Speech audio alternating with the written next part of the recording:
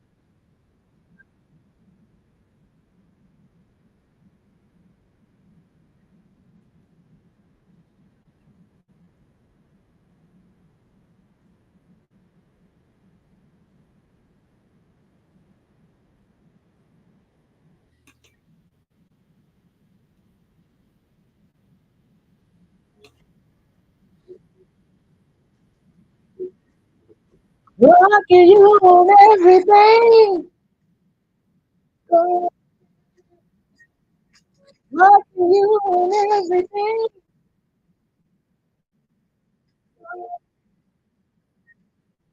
Rocking you on everything. Rocking you on everything. Oh, take a trip.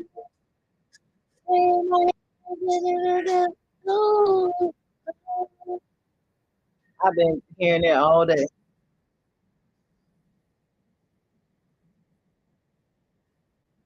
This is Moon Goddess 777 coming at you live on this Sunday night. I don't know if YouTube gonna like what I have to say, but don't you know I gotta say it anyway because the truth don't need no allies. It can say yourself, but I don't know. You do might lock me on everything. I said you do might just lock me on everything. So take a trip and on a trip. I might got a phone, but I really think your head. So you might, they might lock me on everything. I'm just saying, you do. Maybe sometimes they might blow me on everything. I'm a with that content, on a. I just thought I'd have a little fun. Welcome, y'all. This is Moon Goddess coming at you on this Sunday evening. We've been delayed a little, but we still here. We are still here. So I don't know. I'm gonna try to go without the earphones if I can not have a lot of noise.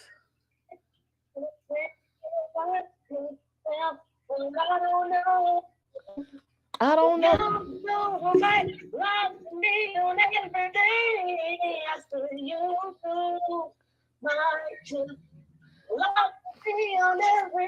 I had to test this out to see could y'all hear me. Okay. I don't know. I like it with the earphones a little better, but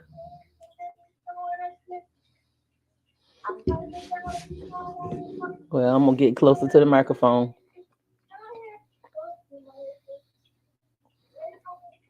Testing.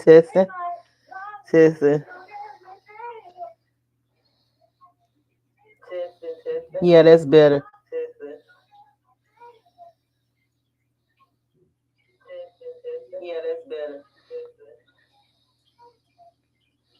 I like that little. Y'all see how I just come off the top and start freestyling. Okay, everyone, support our organization, Maya Symbol of Healing and Unconditional Love. We are a nonprofit organization that is helping in different communities of the U.S., assisting with counseling, assisting with activities of daily living as far as food, assist them with support on shelter, whatever needs that we can assist. We are accepting donations. We are accepting volunteers. Hit me up in the Gmail, and also, contact me in the comments and all that type of stuff. We are expanding at this time. We are just so grateful to be able to bring you the community unconditional love and healing, compassion, and all those things to help the collective and self. All right. Y'all want to know what I'm sipping on? I got my, oh, this is going to be a banger. I got my juice, my natural juice. I got my water, my energized water. And yeah, I got me a little, what am I sipping on right here? I'm just sipping on something simple right now. A little Evan Williams and some Coca-Cola. Well, no, Pepsi. And I got my fruit over here. Got me some windmill. Look, I ain't just got no fruit. I got me some windmill cookies, the old school. I got me some pineapple for hydration. Pineapple disappeared in the matrix, whatever the metaverse. I got me an organic apple, and I got me an organic banana. Anybody want to? I sell stamps. The banana won't show up because it's probably the color of it. Anyway, I got a banana. Anyway, maybe I'm too close. Banana. So I got my little stuff popping off. But anyway, we're going to get into this thing of talking about when the status of white was created. We're going to get right into it. All right. Please like, subscribe, and share. Please, everyone. No, we don't got ours. All right.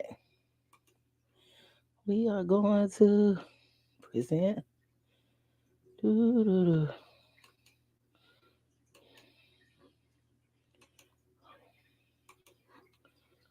Hmm.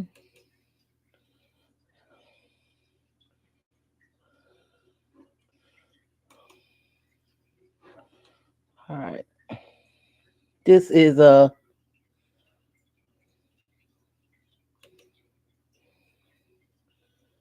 Jacqueline Bartalora. This was years ago. I was looking for this video and couldn't find it. Probably just me, because they definitely didn't take it off. So might have been just me. But we're gonna listen at this and do a reaction and all that good stuff. Share. Okay, here we go.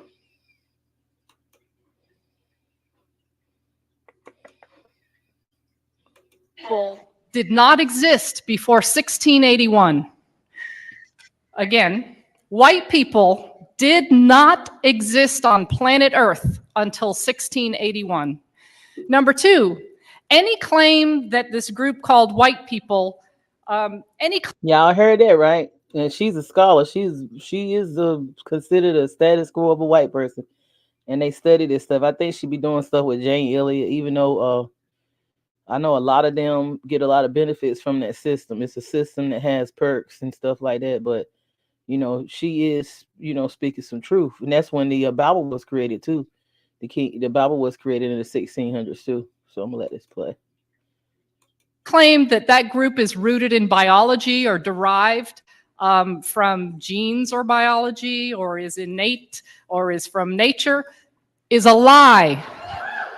Uh-oh. Third and final point.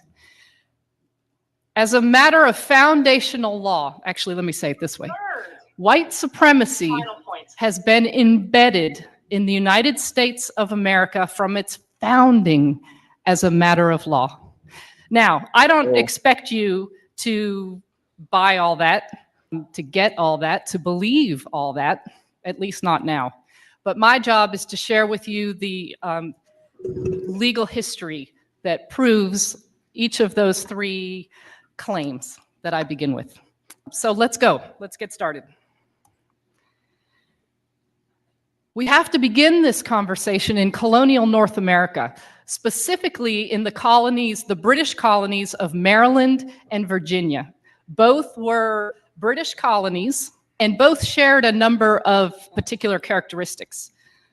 First, their economies were rooted in tobacco farming. If you know much about tobacco farming, it requires tremendous human labor, lots and lots of workers. So those who owned large plantations, big landholders, constantly needed laborers to do the work to grow the tobacco. In addition to sharing an economic base, both colonies had an incredible gender imbalance, roughly 10 men for every woman. Now, let's understand a little bit about the folks who constitute the people in these two colonies. Oh, and by the way, let me give you a year. We're in the early 1600s, okay? The early part of the 17th century, colonial North America. England had, for some bizarre reason that today demographers cannot explain, there was a population boom in England in the early 17th century. So there were lots and lots of poor British people who were on the public doles, who couldn't find a way to make a living, who couldn't feed themselves. So the king in England was quite happy to have them sign a contract of indenture to then go work in the British colonies. And that is what happened. Both indentured and enslaved persons, according to historian Edmund Morgan, were sold and traded like cattle. But of course, not all laborers stand equal in terms of their labor agreement or lack thereof. Those who came under a term of indenture worked for a term of years, and presumably this indenture was an agreement that they chose to enter into. The terms of indenture were largely protected by British law, although the terms that took form in colonial North America were quite different than those that existed in England. For example, in England, indentured servants could marry because that was viewed as the way to produce the next group of workers. In this country, indentured servants were prohibited from marrying, and if women were unfortunate enough to get pregnant during their term of indenture, they added usually about 7 to 9 years onto their term of indenture and 1 year to the father. Slavery, of course, was a status that came with life, work for life. There was neither British law nor international law to prohibit or restrict slavery. What we do know is that at this time period in colonial North America, there were free persons of African descent. We know that landholders freed slaves. They did so in wills. They did so by allowing them to purchase their own freedom or the freedom of a family member. The vast majority of workers, laborers, in colonial North America at this time were British men, British workers, the vast majority. There were some women, there were some European laborers from Portuguese, Dutch, folks from Ireland and from Scotland are also revealed in the records, but the vast majority were British men. There were small numbers of persons of African descent, and there were even smaller numbers of members of native tribes. But in this slide, I'm trying to capture the socioeconomic ladder, and really that ladder should be about as long as this room. The landholding elite are, in today's parlance, that's the 1%. And the vast majority of folks who were in the colonies were laborers. Again, they were British, other Europeans, Africans, and members of native tribes. Here's what I find folks have the most difficult time with. We tend to really struggle with getting a good picture of social life, the social context at this juncture. We're very good at understanding the social relations that exist later, and we'll talk about those in a moment. But I'm gonna let this white woman tell y'all this, and I'm gonna chip in a little bit because y'all will listen to her over me. For real though. She's speaking. She a white, was considered white, and she telling you this. Pre-Bacon's Rebellion society is something that we generally in this country struggle to grasp. So I'm going to do my best to paint a broad stroke picture of this time period. Listen, Bacon's Rebellion. What we know is that British and African laborers worked, ate, and slept together. Furthermore, the evidence from this period, which covers the first 3/4 of the 17th century, that the anecdotal evidence reveals that they lived under similar conditions and faced the same opportunities and chances to make it once one was free of their term of service, whether free of enslavement or free of indenture. So let's review this. British laborers constituted the vast majority of the populations in both colonial Maryland and colonial Virginia. All men, of course, because the law of coverture, let me tell you something about that law of coverture. Listen. The law of coverture is derived from British common law, and it structures marriage. And this is how Barrister Blackstone famously described the law of coverture. In marriage, the man and the woman become one, and the one is the man. You didn't have the right to retain your own wages. You couldn't create estate planning, wills, or trusts without the approval of a man. So all men who were free of indenture or enslavement faced the same opportunity. She gonna say this is a patriarchal aspect of it. Patriarchal. Now notice this. That's what you're saying now. In these colonies as a matter of law. For example, free men of African descent could own servants or slaves, and they did. They could vote, and they did. They could marry persons of the opposite sex. God, and I love that I have to make that qualification now. Woo! They could marry persons of the opposite sex regardless of national origin, and they did. In fact, marriages between men of African descent and women primarily of British descent were not uncommon at all. In one county... Y'all don't want to hear that now. Y'all don't want to hear that. I'm gonna rewind that back. Whether I like it or don't like it, the truth. I'm gonna rewind that back. Marry persons of the opposite sex. God, and I love that I have to make that qualification now. Woo! They could marry persons of the opposite sex regardless of national origin, and they did.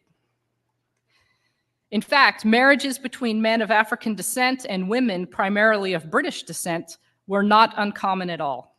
In one county, 1/2 of the free men of African descent were married to a European woman. There was a challenge to these marriages, but it did not come from the masses. It came from elites, and that's what we're going to talk about next. All right, this little depiction is meant to be a depiction of the lawmakers in Maryland, colonial Maryland lawmakers. They passed a law in 1664 punishing, and I quote, British and other freeborn women who marry enslaved Negro men. The punishment for entering into these marriages was that the woman herself would be enslaved for her husband's life, and any children they have would be enslaved into their 20s. Now imagine that you are a plantation owner. That's not a bad deal. I get more property. I like that. And that is exactly what happened. Rather than deter these marriages, which is the express intent of the law of 1664, rather than deter them, these marriages were encouraged by property owners because that, in fact, that such a marriage increased their property value. This law of 1664 represents, if not the first, certainly the precursor to anti-miscegenation law. These are laws that punished or prohibited marriage between, notice that white people didn't exist yet in 1664, at least as referenced in that law. But most generally speaking, anti-miscegenation law prohibited and punished marriages between a white person and a specific non-white person or persons. Let me be really clear. I read all the time in history books, in academic texts, and I read anti-miscegenation law described as prohibiting interracial marriage. That's not correct. For example, a member of a native tribe could marry a person of Chinese descent. Both were understood as racially distinct, but never did anti-miscegenation law prohibit such kinds of marriages. The only marriages that anti-miscegenation law prohibited were those between a white person and always a person of African descent, and sometimes various other groups. Okay, so just so we're really clear about anti-miscegenation law and its link to whiteness. A couple other things to note about anti-miscegenation law. It's not derived from British law. Anytime we look at law and study history and you see a break from British common law, you always want to pay attention. Because it tells us something about the needs and desires of those who wielded power in the colonial context. So anti-miscegenation law was one of these laws. They were passed colony by colony and then state by state. It's a really important area of law for a number of reasons. But for our purpose this morning is because it's where this human category called white first appears on planet Earth, the first time. So it didn't come from the Bible. They created it in the late 1600s. And that's when y'all know that's when the Bible was published, and the Catholic Church holds the publisher to the Bible. In addition, anti-miscegenation law is important because it lasted more than 300 years. These anti-miscegenation laws literally shaped the faces of this group of more than 2,000 X number of people that I'm looking at today. The Maryland legislature sought to correct for the encouragement of marriages that they described in that previous law of 1664 as, quote, a disgrace, unquote, to the British people, as an indication that the, quote, British or freeborn woman must be forgetful of her status as free, end quote. So they passed the law of 1681. And in this law, it made it illegal for British and other white women from marrying a Negro slave. And furthermore, the law punished any landholder who encouraged the marriages and any religious authority who performed it. This law equals the invention of the human category white. Did these group of laborers, some of whom were from Portugal, some from Holland, some from Ireland, Scotland, did they have a little genetic transformation that occurred right after the General Assembly in Maryland met, creating a genetic sludge that we can now call white? Virginia passed its first anti-miscegenation law in 1691. In Virginia, the law prohibited both white men and white women from marrying a person of African descent or a member of a native tribe. But lest I leave you thinking that gender equality was being created in this law, let me quickly dispel that. Studies of antebellum courts reveal that, in fact, anti-miscegenation law was that, at least in the language of the law, prohibited these marriages for white men and white women. But here's what we know from antebellum court cases. We know that plenty of white men married and or engaged in intimate sexual relations with prohibited women. However, very rarely were they brought to court and punished under the anti-miscegenation. Prohibited women, y'all know what she mean when she say prohibited women. She talking about the status, which it really don't even exist, neither black or African descent women. Mm-hmm. And they wasn't persecuted like the men of African descent for engaging with marriage and relations, intimate relations with the women of African descent. Law. Very rarely. So here, pay attention to this. This law, in its enforcement, is largely focused on controlling the relationality and the sexuality of white women and non-white men. Furthermore, think about the enforcement practices that come out of this particular law. What's the result? Who becomes more available for who? We see a further step in locating patriarchal power squarely among and within white men. We've talked about the law of 1664 and the amendment to that law in 1681. And we've noted that the key difference between those two is the reference to the group who's of concern.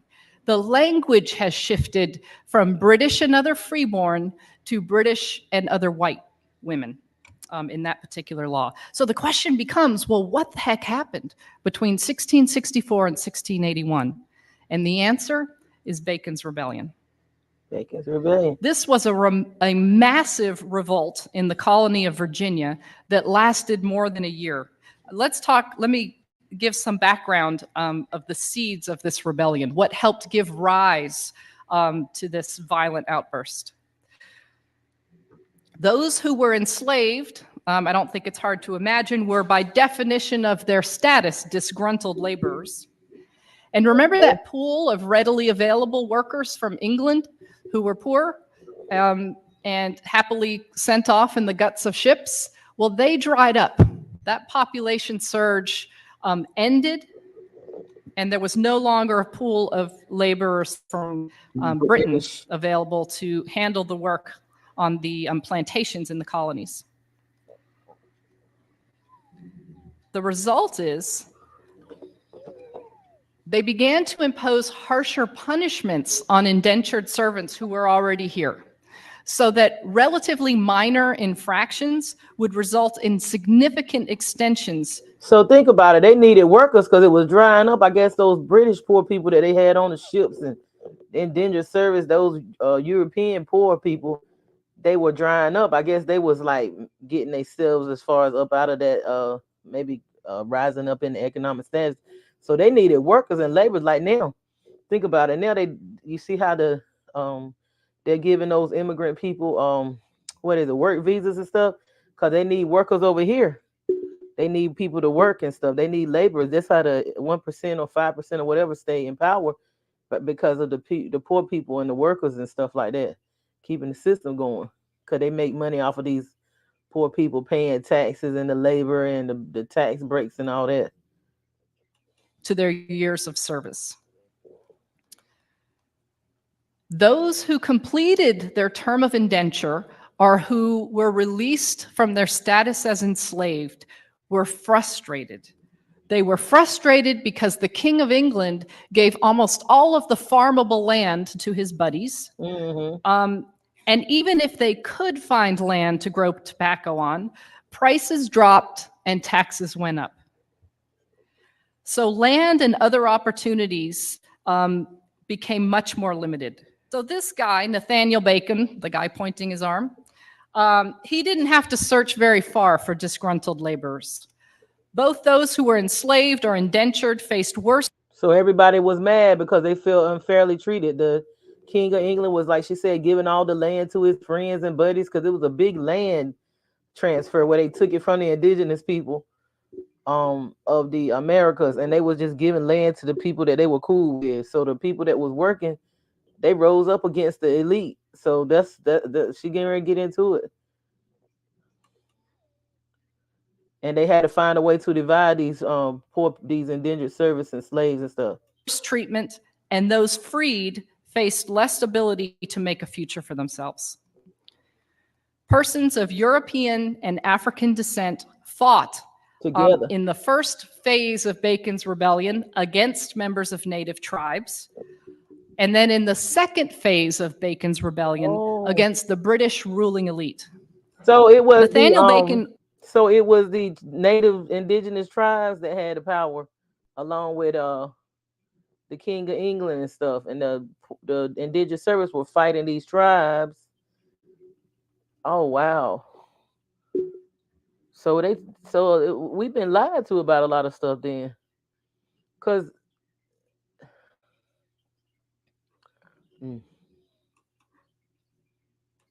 ultimately died from wounds that he received in a battle, and England sent troops into the colony, and that eventually quashed the rebellion, but not without having made a significant impression upon those who wielded authority and were threatened by this rebellion.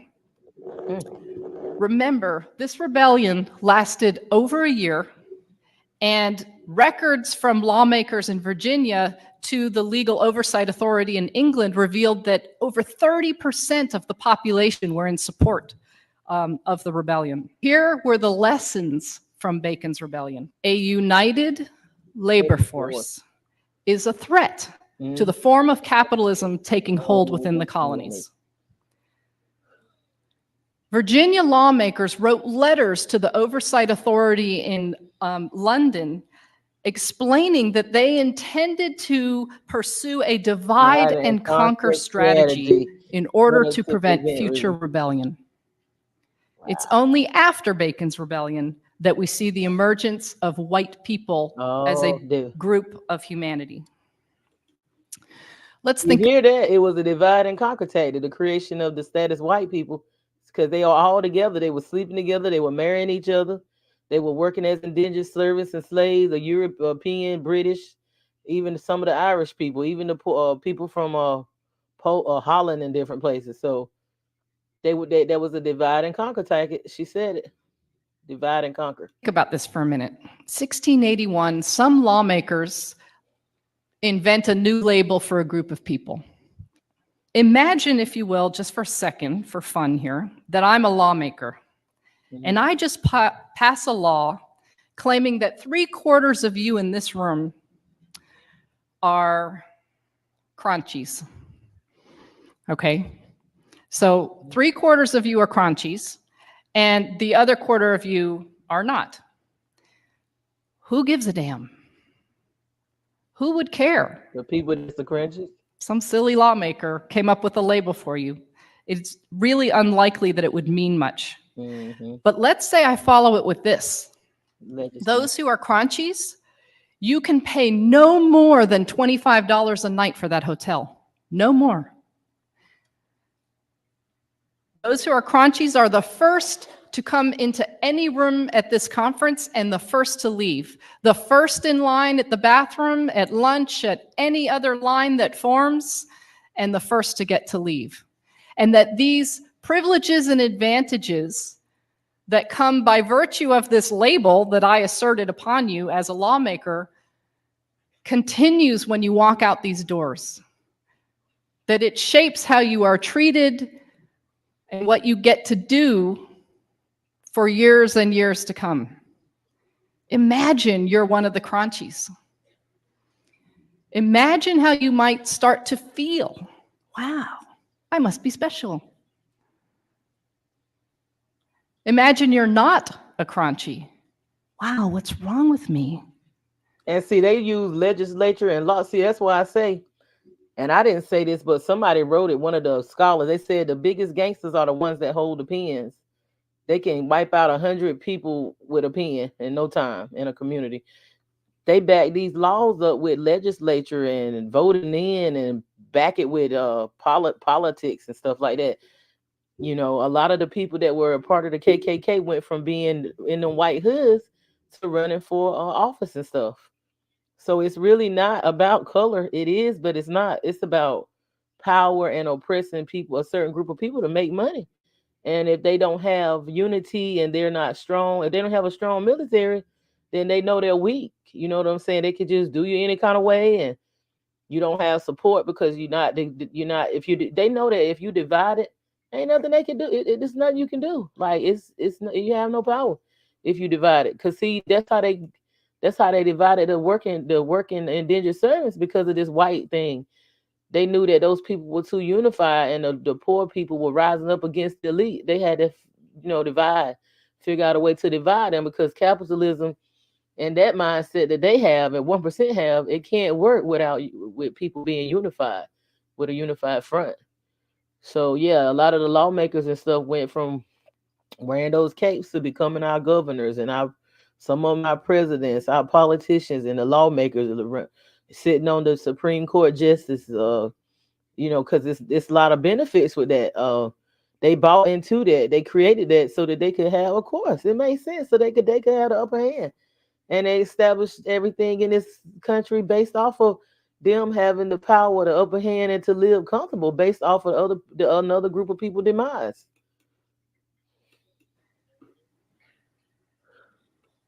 This is not But it really fair. don't. But honestly, it really don't Let's exist. return to the divide. It really don't exist because at the end of the day, there's no such thing as white or black. If white people were created and black was too. It's no such thing as black people. It's no such thing as white people. And also, even the religion plays into this. That's why I'm doing this first, and then we're gonna go into the Israel thing, and the Palestine thing. That's all a part of the patriarchy and stuff. It called they have literally single handedly that order they have is to divide and conquer and just destroy. Like it's just a mess. Like all this derives from patriarchy. You know,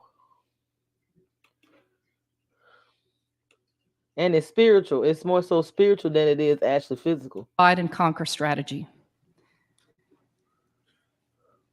Laborers, prior and through Bacon's rebellion, were united.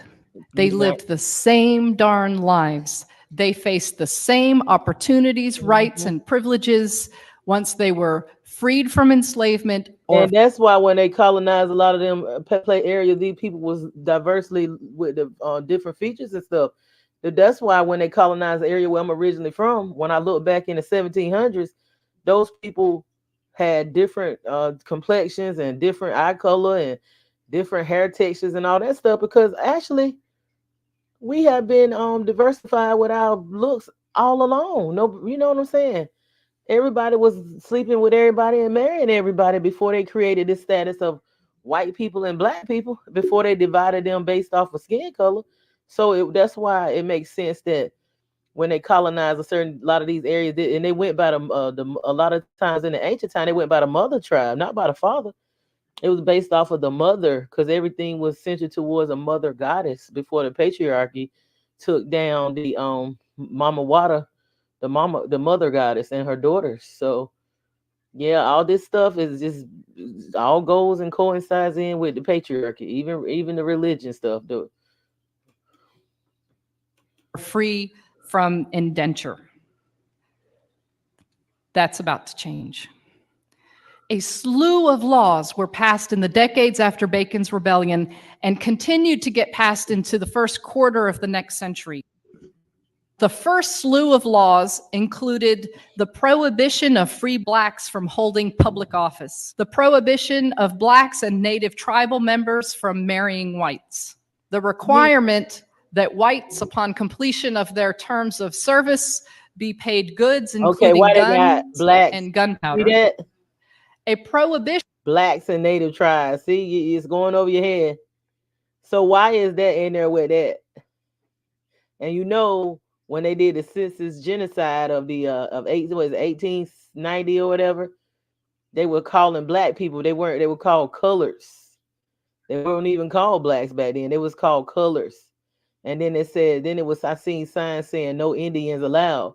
So look at that. So they know black and native tribes per here. So how does that go together? I mean, it's right in your face. So look, whites required to be paid goods. So they were bartering gunpowder.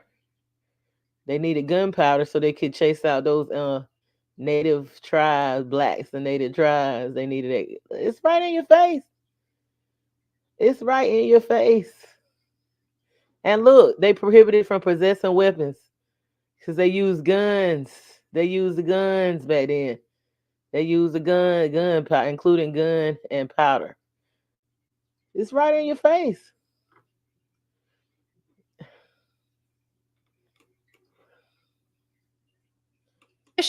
Of free blacks possessing a weapon.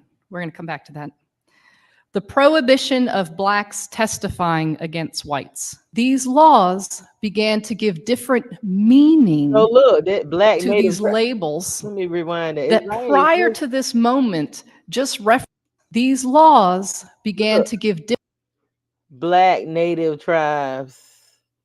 Black native tribes, British Europeans. Before all that, they was all, but they were fighting. At one point, they was fighting the native tribes, but she didn't. But the black one up there. But now it's black native tribes, British European. So it flipped. Black and native tribes, but then black native tribes. Whites required to be paid good. So they needed guns and gunpowder to overtake the black native tribes because the divide and conquer worked so well until these people really started believing they were white. They really started to believe there was such a thing as white. Different meaning. And actually that status brought so many benefits to these labels that prior to this moment just referenced where your nation of origin was. Not anymore. I want to return quickly to the law that prohibited free blacks from possessing a weapon. What this law did was essentially strip free black men of their ability to hold patriarchal power. Because look, under the law of coverture, here's how things worked. Men were in control, controlled women, their spouse, controlled their children, and had legal authority to do so, including severe beatings, all financial assets and land. The man had the control. Tell you, all them black native tribes, them black people, well, they won't even call black. Those native tribes were black people, what we call black people today. Them native tribes were black people. And this is Moon Goddess 777 opinions and clarification on how she interprets things. But at the same time, I've done my research. I've done my research on my maternal, the matriarchal tribe. I've done a little on the patriarch, well, paternal, my grandfather and all that. But I've done a lot, extensive on my matriarch, my grandmother's side. And a lot of the children in my grandmother's mother's house, she was born in 1917, but a lot of the children in her mother's house was considered white. Some of them were considered white. Some of them were considered Negroes. Some of them were considered colored. And that was during that census genocide.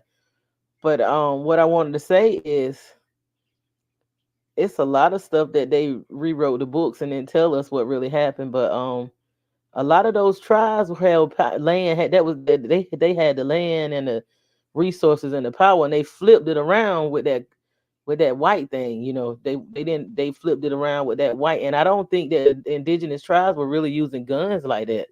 Some of them were. They realized they had to use them, but I think they was involved in nature and using their bow and arrows and stuff like that. And they would, they really wasn't used to gun, and so they saw that weakness. And that's why we seeing this talk about the gunpowder and guns and stuff like that. Because and fire, water, and all that, So that gun and that gunpowder. But the exchange was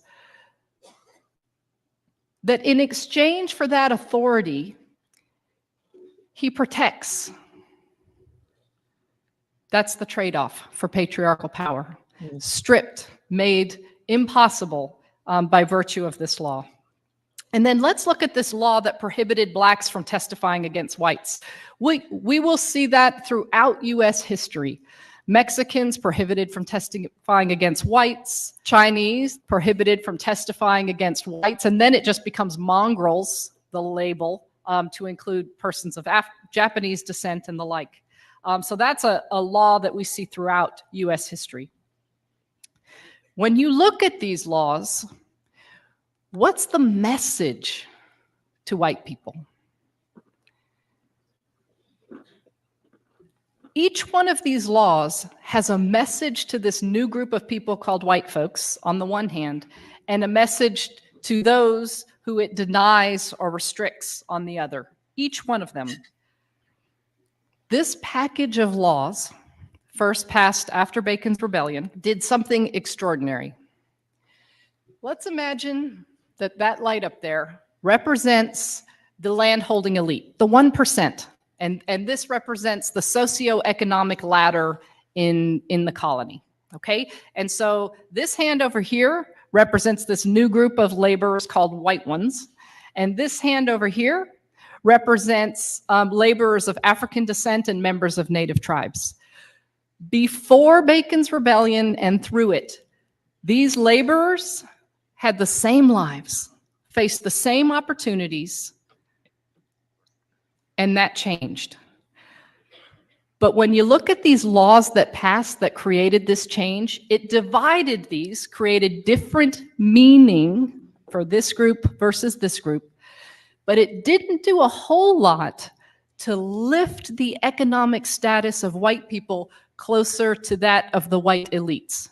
Very little movement up. There you go. What it did do was it plummeted the bottom, created a new bottom to colonial society, and shoved persons of African descent and members of native tribes there. So let's look at this group of humanity called white people. We learn from this history that white people were built upon the idea that British had of themselves as white, as Christian, as freeborn, as deserving of rights and privileges from which others can be denied. To this day, white people have not been defined as a matter of law to this day. Mm. This history teaches us that white is the tool by which laborers were divided. Those who shared the same living conditions, the same opportunities, now experience ourselves as more connected with Paris Hilton than with our African-American neighbor, even though our economic status is far more similar to that neighbor than to the lives of the 1%. But not only did this new all they did was boost up their ego, but they didn't get people that they put under the title white no power or money like the elite. They just pushed the indigenous or black people down lower to make the white people that were on the same level with the black people or indigenous the tribes, make them feel better. They pushed the black people lower to make them feel higher, but they didn't give them nothing. The elite didn't give them nothing. And now they realizing, like, this has been an illusion. Like, they don't care about us neither. It was just an illusion to divide and conquer so that they could gain more power, even more power. See?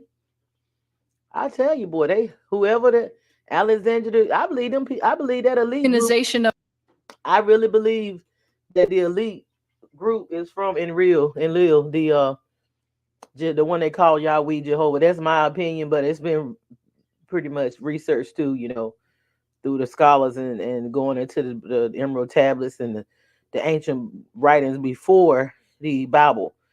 It's been, pretty much put together about how Alexander the Great was born and how the mother was allegedly impregnated by the sun god and all that. And that's the one they call Jehovah, Yahweh. So they really, whoever hit that and most of the presidents are some kin to the bloodline goes on back to Alexander the Great. His father was Philip or Mordecai or something like that.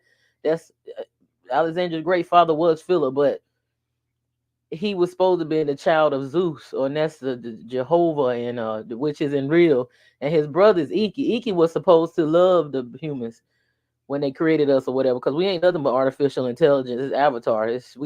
We being projected from another dimension. And if you look at the movie Matrix, it's a lot of truth to that. A black lady created that. Walt Disney stole it from her while she was unemployed. You can look all that up, but that's another panel and another discussion. But they say that these people are of that order of in real. So that's how they know. Like they use the white people as puppets, but it's really not even a such thing as white. And a lot of the people that we see that are supposed to be billionaires, they're puppets. They're not really billionaires. The people that's billionaires don't want nobody to know their name. Look up the owner of the record label. I think he might be a Jew, but it's Julian Assange is married to Lionel Richie's daughter, Sophia Richie. He's the owner of that record label that is over Takashi 69, Spice. What's that girl? Ice Spice, whatever that lady name is that's from Africa that made that song with Cardi, the Barbie song with Cardi B.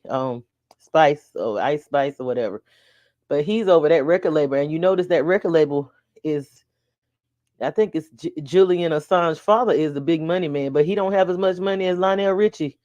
She's holding like 250 million. I think his dad is at Lionel Richie estate is at 250 million, and Julian Assange dad's estate is at 50 million. But them together, Sophia and Julian Assange son is ranking in about probably just in their young age and their 20s like eight. She got 8 million. He about 10 million.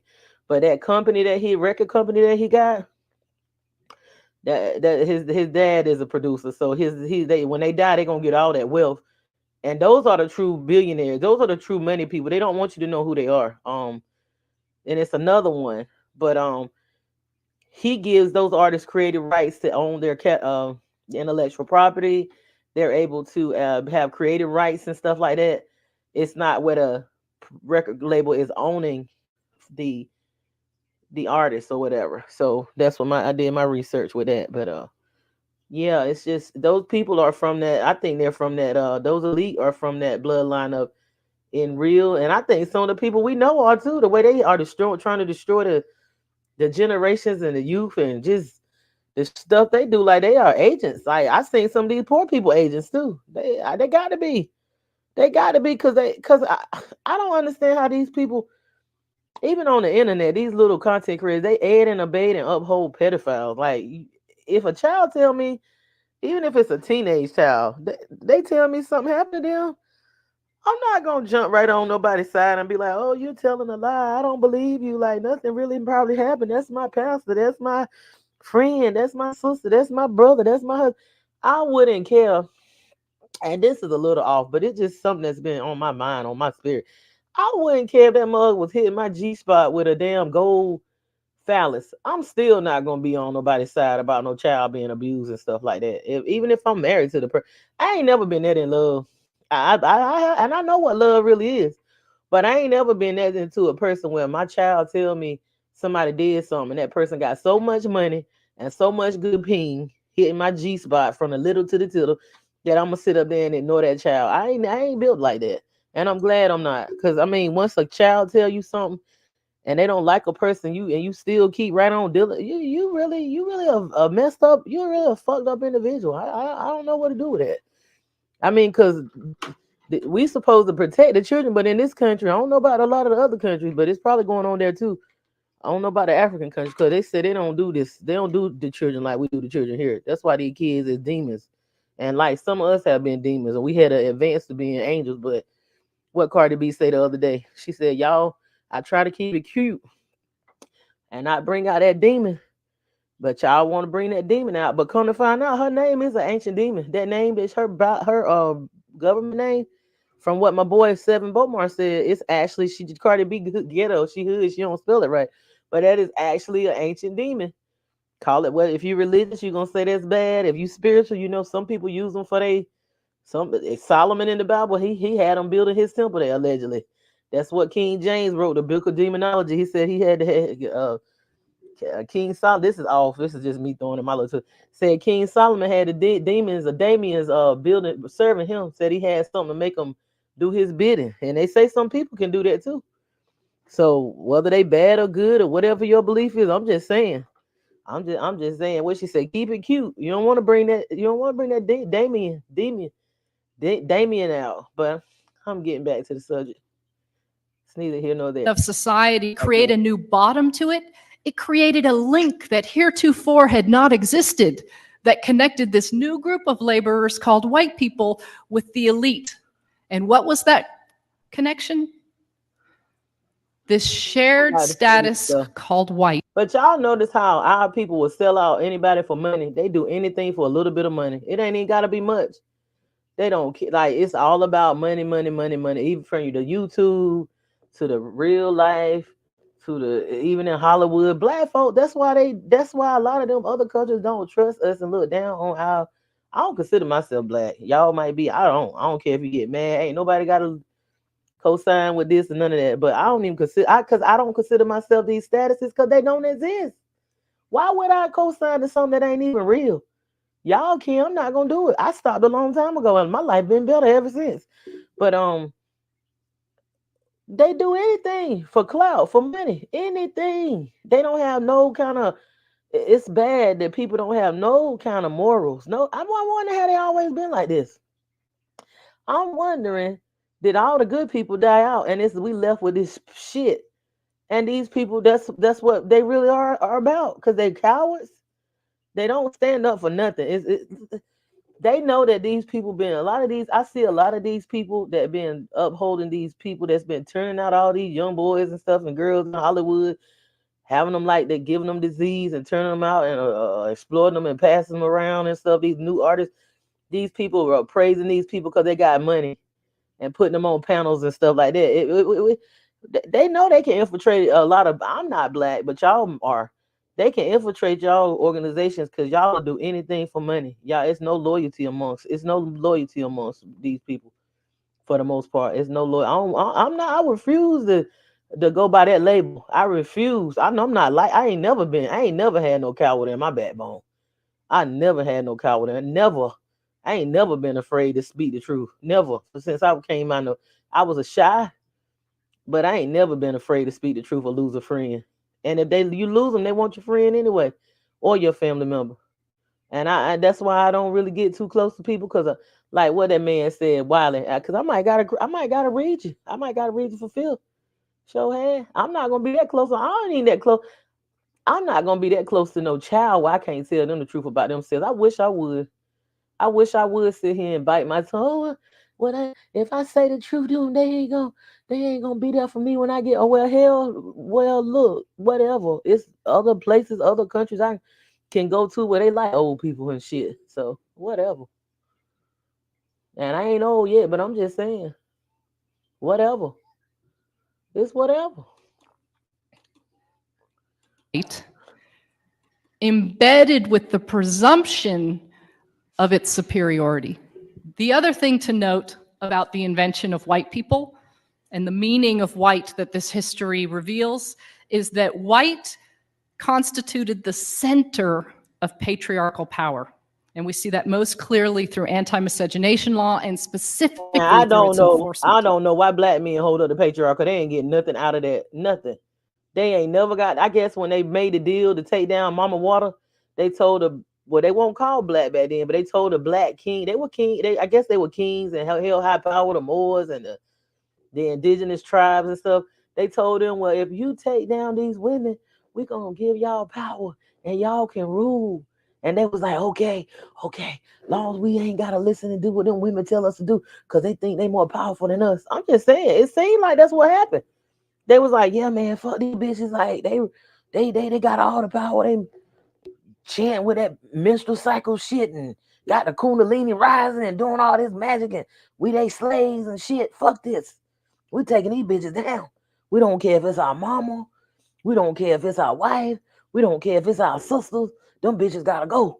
Them bitches gotta go. You know when them Europeans came in and influenced the Mama Water tribe, the men to take down the high priestess. Oh, I'm feeling something when I say that. So they promised them a lot, but it ain't happened. Look, it ain't never happened. Cause they turned on them. Whatever they promised them, they didn't get. So I wouldn't keep upholding that shit. I go back to Mama. And I'm talking about the spiritual mother, Mama Water. We're going to move from the 17th century into the 18th century. They ain't never liked them. The American They ain't never liked them. It might be because you know what? Ding, ding, ding. You know what they have so much against the black man, I believe, which he's not really black. That was created too. Because they know that they turn their back on Mama Water, the Mama Goddess. They let them influence them. That's the curse. They let those Europeans from the Caucasus Mountains or whatever they came from influence them to turn their back on the Mother Goddess and her daughters. That's good. That's why and look at them. Look at them now. They still after their head. It ain't. They can't never do enough to them. They can't never. And we still, and they, a lot of them still hate us, and we still love them and trying to hold them up, and they still blaming us for everything. Is it something come through in a dress and they got a phallus? They telling that it's more feminine than we are. They hate us, but the patriarchy don't give a damn about them.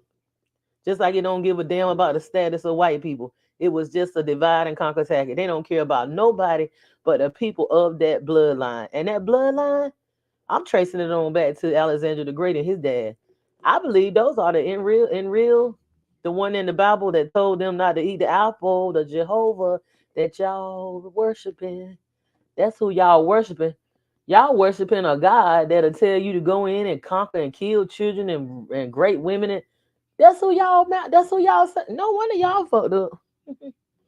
I used to be on that train. I did. I ain't even gonna front. I used to be on that train too. I did. I didn't know no better. Or maybe I didn't want to know, but I ain't on that train no more. Cause ain't no way in the world. Ain't no way in the world that I don't want. I don't want to be under nothing that's telling me to do all this, and then it's confusing and sociopathic, psychotic. 1 minute you love me, the next minute you don't, and I'm nothing. I gotta give it all away and no, thank you. I'm just, this is Moon Goddess opinions and whatever. American Revolution has taken place, and the First Congress of the United States of America will meet for the first time. And when they meet, they will establish laws regarding citizenship in this new country. This is the building actually in New York where the first Congress met. Here are the men who represented the first Congress. These laws regarding citizenship include an area of law called naturalization law. Naturalization law provides the process by which one who is not born in a country can become a citizen. The first Congress of the United States determined 1790 that in order to become a naturalized citizen of this new republic called the United States of America, one had to be white. This was valid law in the United States until 1952. You had to be white to be a US citizen. 1952. Now, as is often the case, laws impact... What? My mother and them were born before that. 1950. Get out of here. Whew. Those who are gendered female differently than those who are gendered male. No less true with the naturalization law. For example, white women who were citizens, if they dared to marry a man who was ineligible for citizenship via the naturalization law, in other words, he wasn't white, she loses her citizenship. These laws work to make white women most available to white men, and frankly, all women available to white men. The requirement of whiteness in naturalization law has had a significant impact on various groups of people who've come to the United States of America. In fact, the naturalization law was a significant piece of evidence used in the Plessy versus Ferguson case in 1896 to determine that US citizenship status and therefore the protections of the constitutions were never intended to be applied to persons of African descent. Naturalization law assured that the masses of Chinese laborers and then Japanese laborers and then various other groups of laborers who came to this country would remain cheap, dependent labor. You hear that, black people, or y'all, they label y'all as black people. Y'all won't never in the mix. You was never able, it was never written in the Constitution or put in for you to be able to profit off of this system, because it was made for the status that was created for them in the late 1600s, which was white people. So it's no matter, this system was not built for you. It was not built for you to this matrix that they made the ancestors, build. They created this matrix for themselves. Not, and they didn't even create it for other white people either. It's only for the elite to prosper, y'all. It's not for the regular, it's not for the white people that's not of that bloodline. It's not for the black people or whatever the status black. It's for them. It's created for them. Designed for them to prosper. Off of the backs of the non-blood people that are not in their bloodline now. A few of them slip through the cracks, but if you get to that certain billionaire status without their consent, they're gonna take you out of here.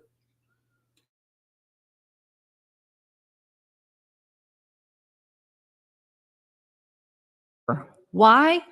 Because even though they were significant in number, especially relative to their employer and landholders and railroad companies, if you're not white, you're not a US citizen. If you're not a US citizen, you don't vote. If you can't vote, you can't voice your political needs and desires, thereby reducing these groups of people to dependent, cheap labor. In addition, naturalization law was used to block persons of Chinese and Japanese and Filipinos, and we could go on, various groups. Not only did it result in them getting paid less it's for doing— It's about cheap labor. Still about that. It's still about labor. They still trying to keep this, it's crashed. They still trying to keep this system going with that labor thing. They got to have it. That's why they bringing them in. That's why they bringing them immigrants in here and giving them work visa. They got to have that labor to keep this system going, that cheap labor.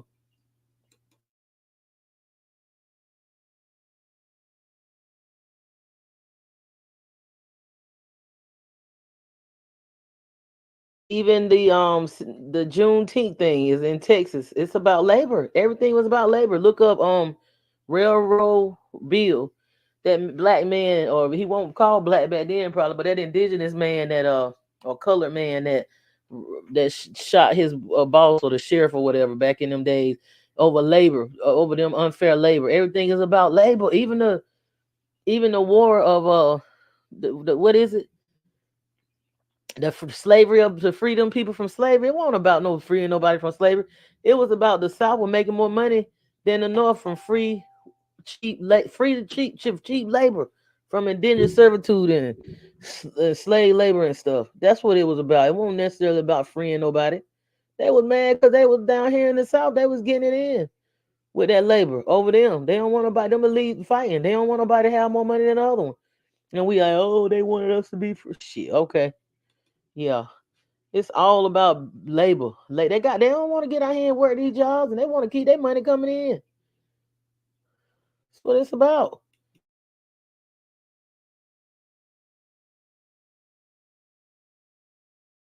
doing the same job, but all kinds of taxes got imposed upon them. So there was a foreign wage tax. Various laws were passed that blocked them from being able to work in the public sector, blocked them from being able to hold a— If we all worked away from the workforce, they would have, boy. If everybody united walked away, Lord have mercy.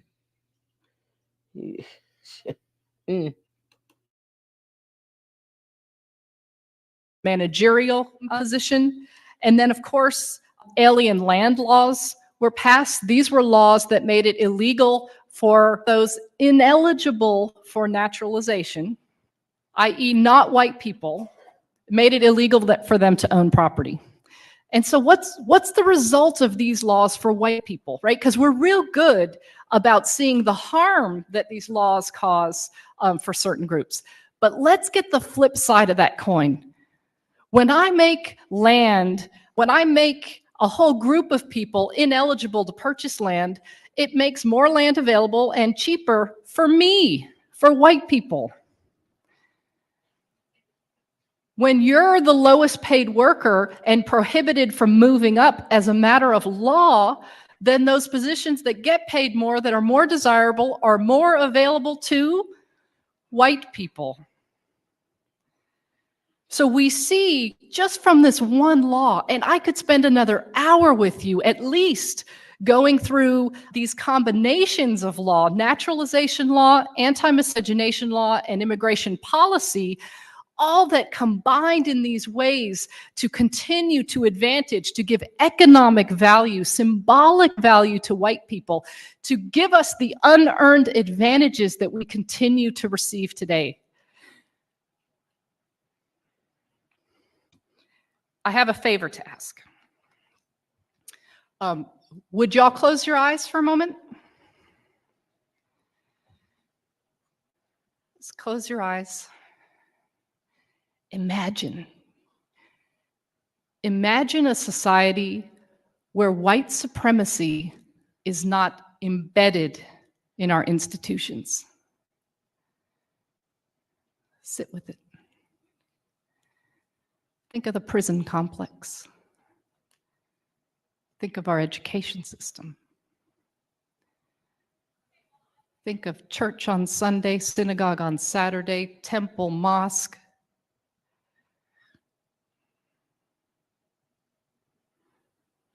Think about the organization of neighborhoods. Think about the government of the United States and how assets and resources would be distributed.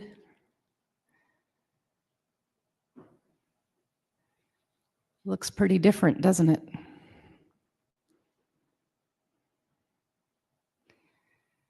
White supremacy, you can open your eyes if you like, is institutionally embedded in the United States of America as a matter of foundational law. So what do? Whatever image you had of an institution, an example, a relationship that was free of institutionalized and personally held onto white supremacy, hold that. Hold on to it. It's a glimpse, it's a tool to tell us where we need to go, where we can go. It offers hope.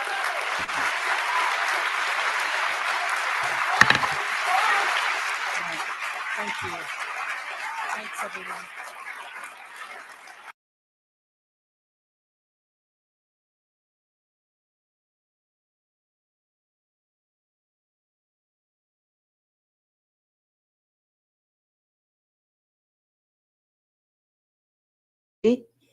That it was all done by design. It was created in the late 1600s, the status white, and it was about labor mainly. That's what the freedom of slave. It wasn't about all this emotion. See, they know we emotional. You can be emotional people. The so-called alleged black people, and once they hit you with that, oh, don't vote for me, you ain't black, and all this, I'm black and I'm proud, all that ego that we're not even these people. It's just something that they boost told you was, and like they say, you don't answer to what they call you, you find out who you are and go within. But now we're gonna get into this other thing. We're gonna get into this other thing about the Israel stuff and how we're gonna go back to this 19th. My grandmother was born around this time. We're gonna talk about Israel, what is going on with Israel and Palestine, from back in the early few hundred years, the early 1700s, and how that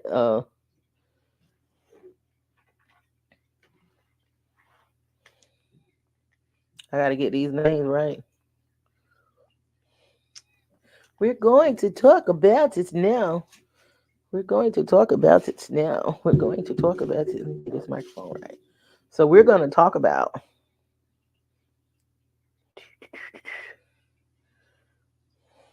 uh, uh,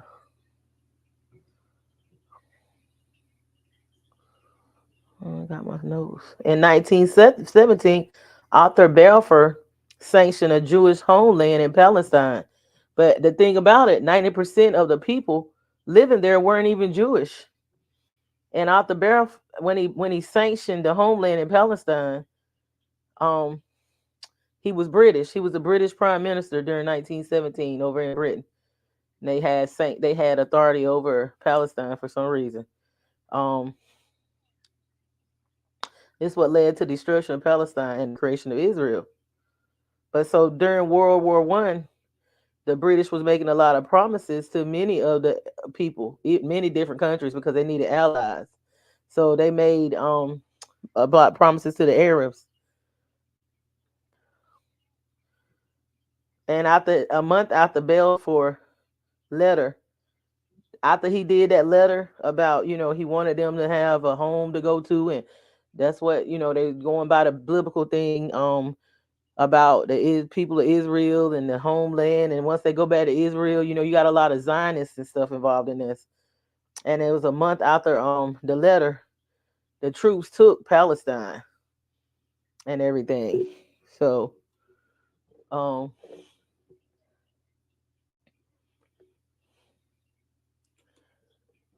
so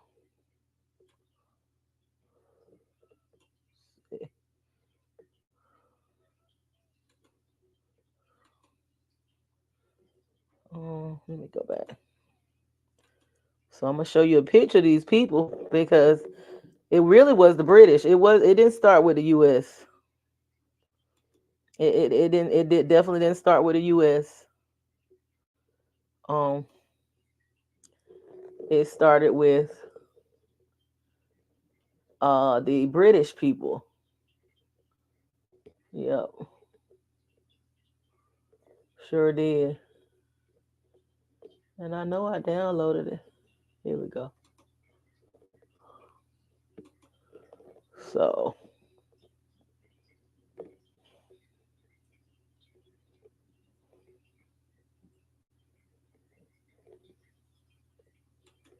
and here he is right here. This is Balfour, Arthur Balfour, the British Prime Minister that, that's him walking. And here's another picture of him.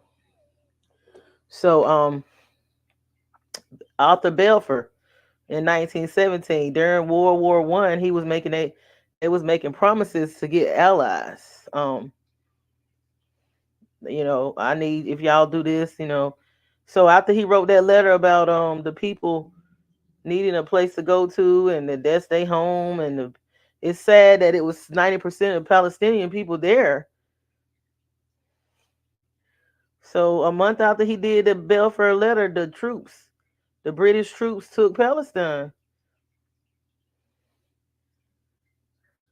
And the definition of them building up a city in Palestine is called Zionism. That's the definition of Zionism, them building up that city. So it's a lot of Zionists. Then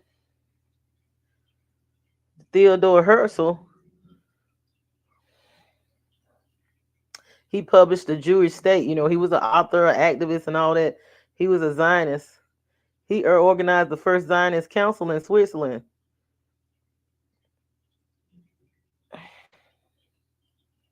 So this is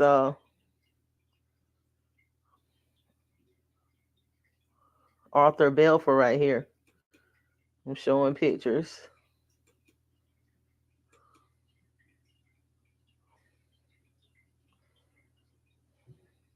And this is Theodore Herzl. That's that book, The Jewish State. Yeah, he was a Zionist too. He established the first Jewish council. After the conference, he wrote in that conference, and he wrote this in a letter. He said in 5 to 50 years it would be in fruition. that would be established their homeland back in they call it the promised land, and which was Israel. Now they said the God of the Bible told them that would be their home. Now it's neither here or there, and that this is the thoughts and interpretations, and even my research where they saying those are the people that was actually indoctrinated or into that religion of Jewish Judaism. Then you have the other people called the Hebrew Israelites, and a lot of those people from Ethiopia saying they are the real Jews. Now, I was studying that religion, and I have family members that's favors a lot of the Hebrew Israelites and stuff like that. A lot of the black people saying they the real chosen people. These are the people that was brought in, or what you call it, indoctrinated in, or adopted into the religion. Now, from my research and going back studying, I understand that the maps were changed. I don't know if that's the actual place or whatever that God that they worship, the Jehovah, the Abrahamic God. That was one minute he telling them to go and go and take cities and kill people and children and women, and then the next minute it's loving and forgiving, and I mean it's just a lot be going on. And I grew up in that Christianity. I grew up in it, and it was a lot of things that didn't sit well with me, and the way I seen the energies of the people that were under that religion. It's a lot of like demonic stuff, a lot of bitter and mean energy and stuff. And I even myself, I was like, wait a minute, it's just something. Anyway, so a few days after the conference, um, he had a lot of people to support this, a lot of high level officials that were supporting it for. Some of them was for they believed in this Jesus would come back, and once they got to Israel and stuff like that. And you see, he ain't. They believe Jesus, which, uh, like I said, I really believe that God they worshiping is in real. I really do. I believe that's the same person that fathered. I believe that's that God that maybe fathered Alexander the Great. Because all these people are some kin to him one way or the other. They all connected. Prime Minister Lord, okay, Lord George was a zealot. Lord George was a zealot. He was a fanatical Jew, a Christian zealot that believed the Jews going back to Israel would bring Jesus Christ back. The Prime Minister Lord George, um, he was all fanatical about it. So they were given mandate over Palestine, but the Palestinians people, they didn't ask these Palestinian people what they wanted. They gave them mandates over it. They gave the British mandate over it.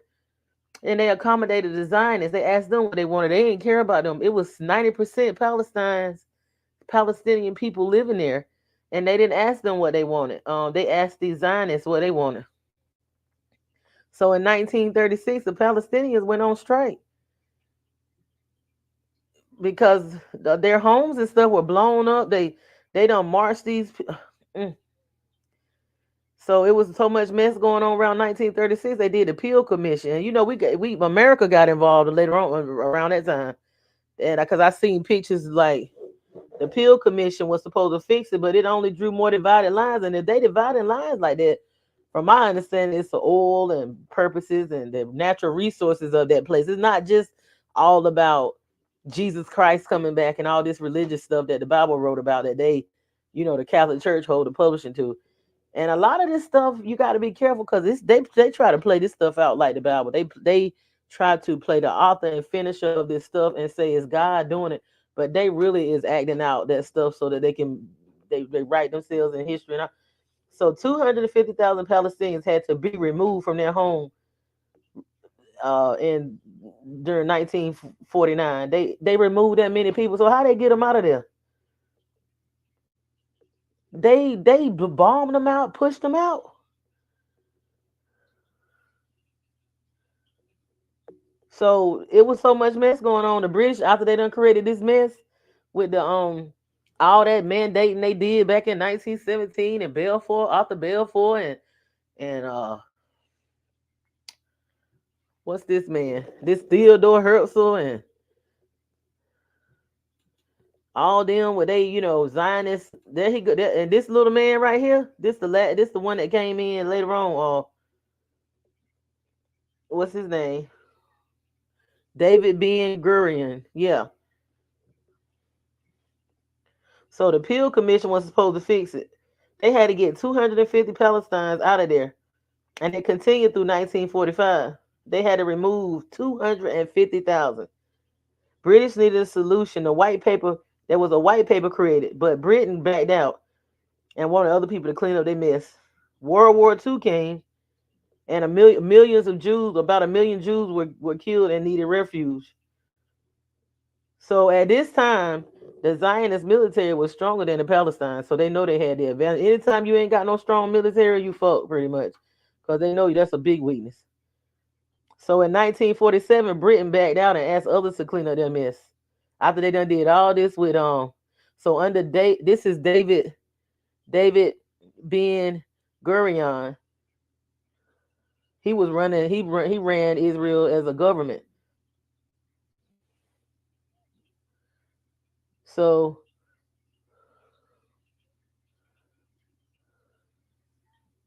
they rejected his plan. The Arabs there, which mostly Muslim people, they rejected this David Ben Gurion plan, but he knew his military was stronger. So they forced them out. So David Ben Gurion said, in so many neighborhoods, we barely see any Arabs. The women, they lined the women, children up and stripped them and killed them in the streets. It was a massacre. The entire community saw that, and the Palestinian people got scared and fled. So May 15, 1948, 250,000 Palestinians fled. And what Herschel predicted came true. They forced them people out. They made that Bible come true, if you ask me. In my opinion, this is Moon God the 777's opinions. This little man, you gotta watch them little men. This little man here, David Ben Gurion, he forced out them people whatever means necessary. They lined them up. Y'all talking about, I'm sorry what happened recently. I'm sorry about this. Like I said, I'm sorry on all sides, because it shouldn't have came to this. I can't go to your house and your land and tell you to get out because God told me that with my house and push y'all out. You know it's gonna be some smoke. Come on now. Them women and children, elders and all, were stripped and lined up and massacred in the streets under this man rule right here, David Ben Gurion. They got him out of there. They got him on up out of there. May 15, 1948, 250,000 Palestinians have fled. What Herschel back in the 1917 predicted, he said from 5 to 50 years this will come to fruition. Israel's armies were stronger, had allies. They had allies. They even had allies of the big superpower, America. America got involved all in it. Because as you can see, he got there he go again. Look at him. That's that little man. That little man was tough. That little man was a Zionist. You can't judge somebody by size.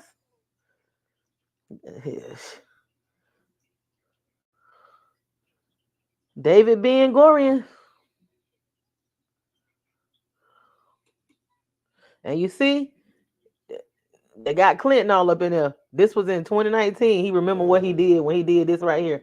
They got his pictures of they got my boy all involved in it, the Gemini, Kennedy, President Kennedy. He helped them. He helped them with what he did. The Clinton Israel policy. The Clinton parameters proposed a Palestinian state comprising between 94 to 96% of the West Bank of the entire Gaza Strip. Israel would annex the remaining land, which would include Israeli settlements containing 80% of the settler population, mainly in major settlement block. They just took them people land and they mandated it with a powerful allies for pretty much. Okay. Bilateral relationships have evolved from an initial American policy of sympathy and support for the creation of a Jewish homeland. So they've been supporting them since 1948 to a partnership that leads a small but powerful Israeli state with an American superpower, attempting to balance influence against others that's coming against them. That's what they're saying. Okay, this is my boy right here. Where his picture at? He said no. He ain't. They wanted him to be president. Albert Einstein. I think me and Albert Einstein, he know he was a Jewish man. Me and him would have been cool. We would have been cool. I like how he won't even about that Oppenheimer creating that atomic bomb either.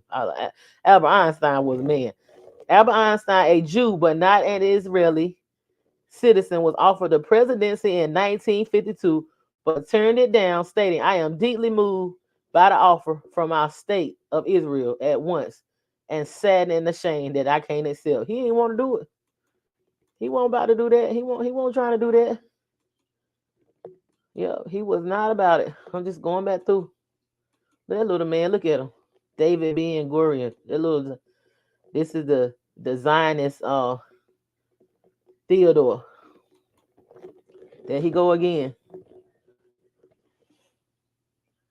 These are the people, the British, but they were backed by powerful allies, including America. There he go again. Arthur Belfer.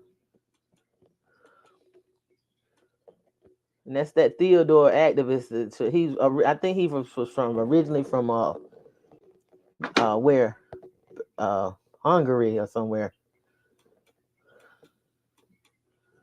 And I thought I had my boy in here. He was they had Kennedy all up in the mix, but sure we could look at a little of this. I'm about to get off soon. But I done told you exactly what's going on, and now we leading up to now what's going on, and I feel simply because innocent people are being harmed, and there's no way they should have been partying over there by that Gaza Strip, all that bloodshed that's done happened over there. They don't push them people out of their homeland and stuff like that, and then I wouldn't been over there. Oh, hell no, I have no desire to go to that country and nowhere near because it's too much. It's too many. Them people ain't got nothing to lose at this point. They got nothing to lose. They got nothing to lose, honey. Nothing at all. Sure don't. I mean, this been going on for I ain't even talking about cause see, hmm, some of these patriarchs that got in there and took that Bible from them matriarchs, they took it from the women, and they done wrote themselves in a lot of times, and done swear stuff around. The maps and stuff would change, so I don't really know what location or what events really did happen. I don't know. It might be. It might not even because it's a lot of psychosocial path energies that I'm feeling from some of these guys and stuff that they claim told them to do this stuff, and a lot of serial killing and sociopathic schizophrenia energies and stuff like that. I mean, I can't just go to somebody's home that they've been living in for a long time and tell them. Now, if it was my land in the beginning, but I gotta really prove it's a way to do everything, though. It's a way to do it. I mean, I don't even care if it is. Okay, let's just say, right, I get a thing saying, okay, which I know a lot of this land here belongs to the indigenous or black people, but they want us to think we came from Africa and they brought us over here. Well, ain't no way they had no shit like they ain't have no technology like that to bring all these niggas over here. Anyway, um, if I got laws and mandates, so that's fair for me. Once we figure out what land we belong to us, we just gonna tell these people to push them on out of their houses and stuff they've been living in. They gotta go.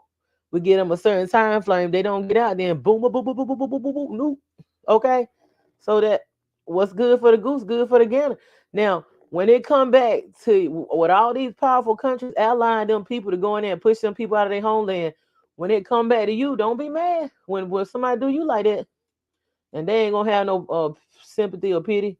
That's a and now yeah, it's sad what happened because them innocent people shouldn't have been hurt like that. But you honestly, they shouldn't have been over there in no war zone like that. And you know them people mad. They've been mad for hundreds of years now. After they done been pushed out of their homeland. Yep. And I heard them maps will change around. Anyway, they just do what they want to do and draw lines and mandate stuff according to this is all in with that patriarchal bullshit too. It's all in with the religion. The religion and the patriarchy go hand in hand. It's a bunch of delusional mess going on that needs to be stopped. All this bloodshed and war. When the women were running things, it won't none of this going on. Everybody was good, even the men. I don't know why these indigenous black men keep upholding this patriarchy because it's not helping them at all. I don't understand. This is Moon Goddess 777 opinions. I'll show y'all a little bit of this, but I mean it's just crazy. Here, look at it a little bit. But I mostly done told you. That's me. I mostly done told you.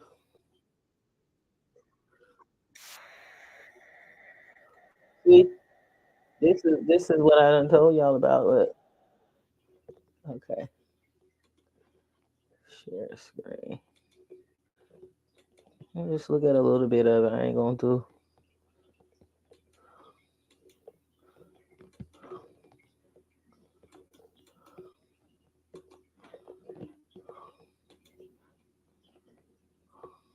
Second, 1917, Britain's Foreign Secretary, Arthur Balfour, wrote a letter that would set off a conflict still being fought more than 100 years later.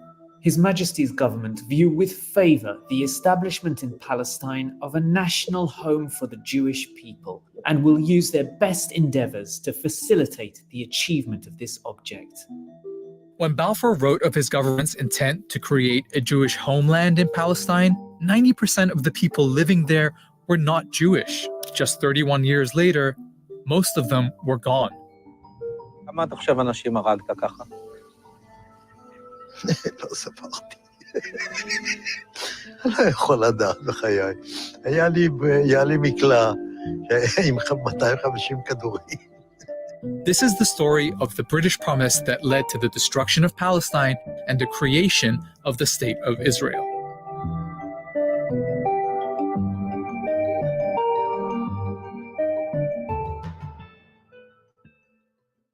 Let's start with the obvious question. Why were the British making promises about other people's countries? The short answer, empire is one hell of a drug. This was World War I, and the British were making lots of promises. In addition to promising a Jewish homeland in Palestine, they promised Arab leaders independence if they rose up against Britain's enemy, the Ottoman Empire. The Arabs did. Hollywood even made a movie about it. Arabia's for the Arabs now. That's what I've told them anyway. That's what they think. That's why they're fighting. Oh, surely. A month after Balfour's letter, British troops took Palestine, ending 400 years of Ottoman rule. The people who lived there were Arabs, mostly Muslims, but there were Christian and Jewish minorities too. There was also a tiny number of European Jews who in the late 1800s had started building small colonies there. At a time when many Jews were suffering horrific persecution in Europe, they felt Palestine could be an escape. The idea of building up a Jewish presence in Palestine became known as Zionism, but it stayed a fringe movement among European Jews. Many of them felt they shouldn't have to leave their countries to avoid persecution. But Zionism as a political movement took a big step forward with an Austrian man called Theodor Herzl. And this guy is a very important name in this story. In 1896, he published Der Judenstaat, or in English, the Jewish State.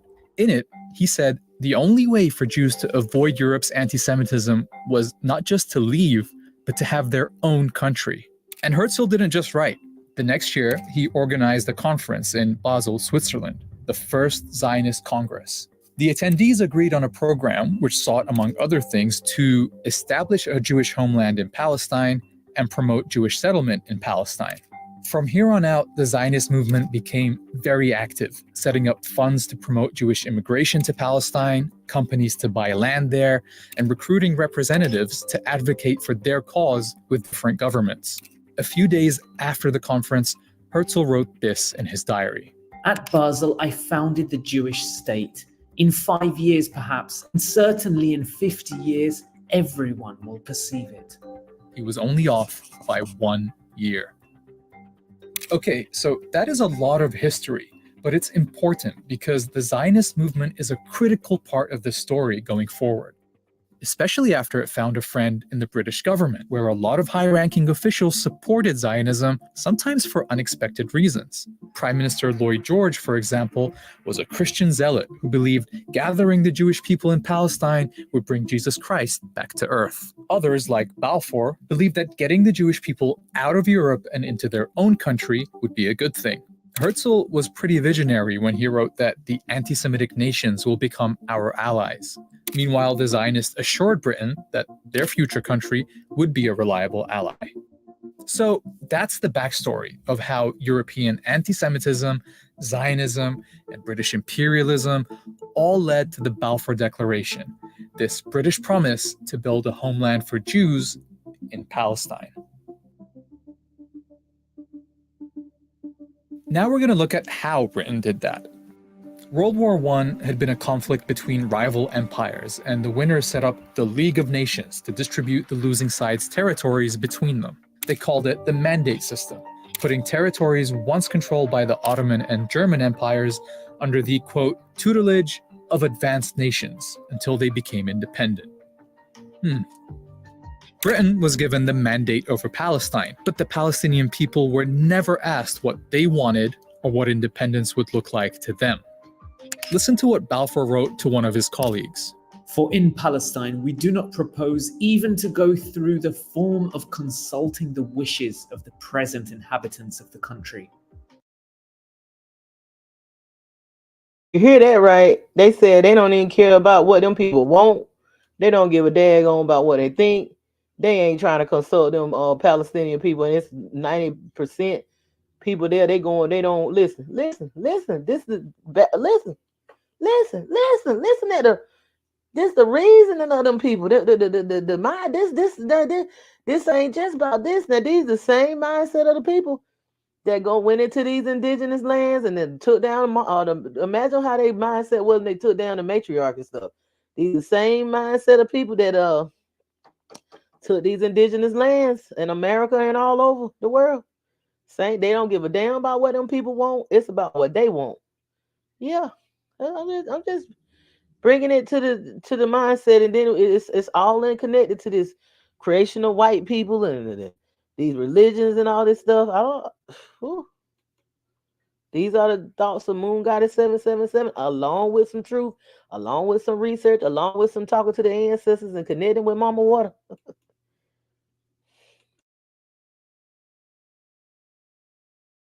Instead, it was the Zionists who were consulted about what their vision for Palestine was, and so the mandate ended up incorporating not just the Balfour Declaration, but several clauses requiring Britain to ensure the establishment of a Jewish home in Palestine.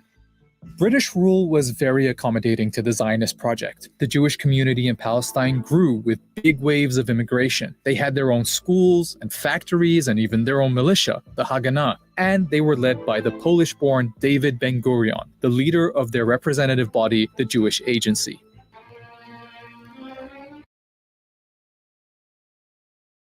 David Ben-Gurion, I told y'all, David Ben-Gurion, that little man a trip. He was tough. He was tough. Look. To the Palestinians, it was clear that Britain wasn't delivering them independence. It was delivering their country to other people. In 1936, they went on strike. British forces tried to break the strike with arrests, torture, mass punishment, and executions. Leaders were exiled, weapons confiscated, and houses blown up.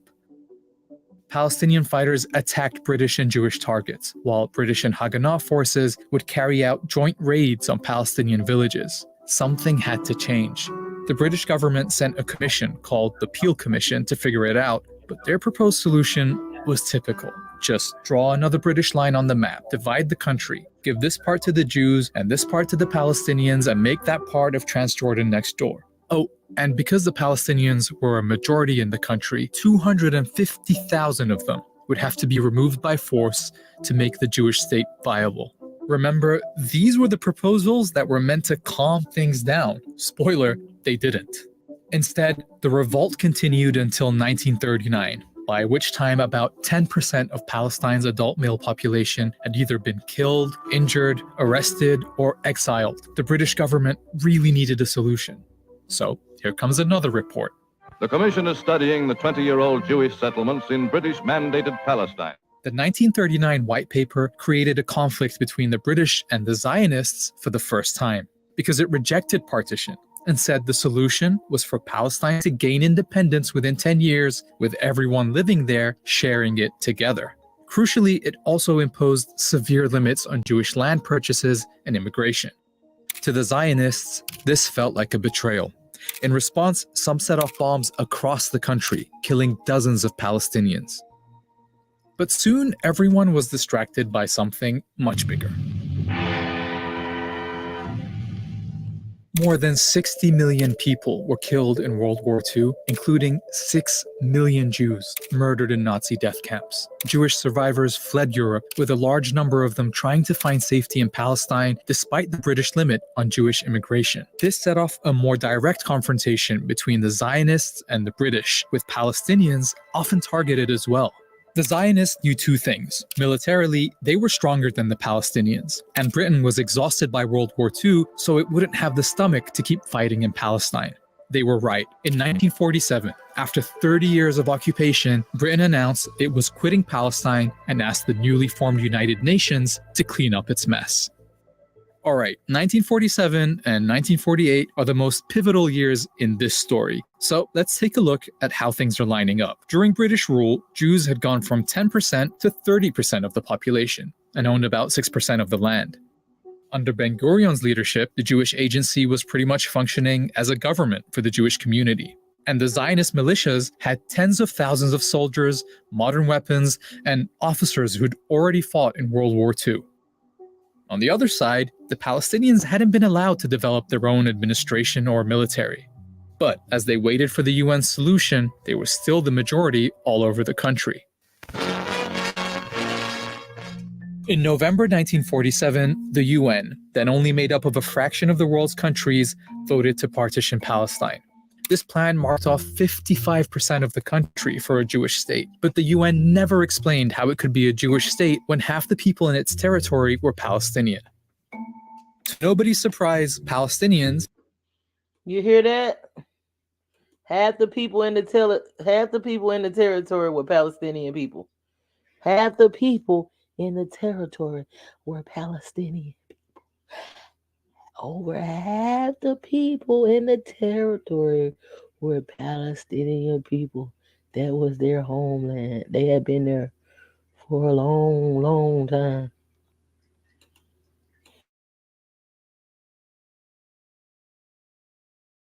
and in fact all Arabs, rejected the UN's plan. Ben-Gurion and the Zionist leadership accepted, but they saw an opportunity. With the British on the way out, the Zionists knew they would have the strongest military in Palestine. Their forces were instructed to seize more territory than they'd been awarded by the UN, and to do what was necessary to reduce the number of Palestinians in it.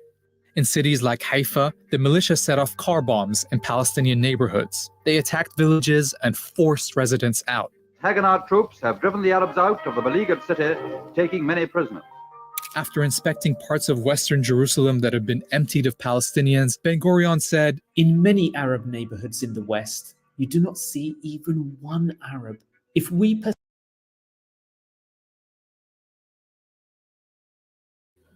That little man said in many neighborhoods in the West, you do not see even one. Boy, they took them out. And they mostly were Muslim people. It was some Christians and other religions and stuff, but mostly Muslim. In many neighborhoods, Arab neighborhoods in the West, you do not even see one Arab. Wow.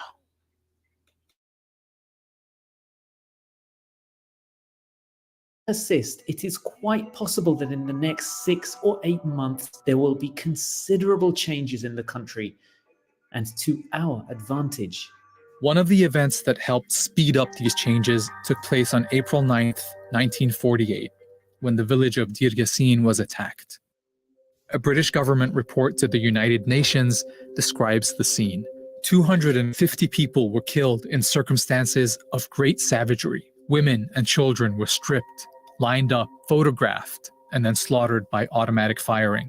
The story of what happened at Deir Yassin set off panic all over the country.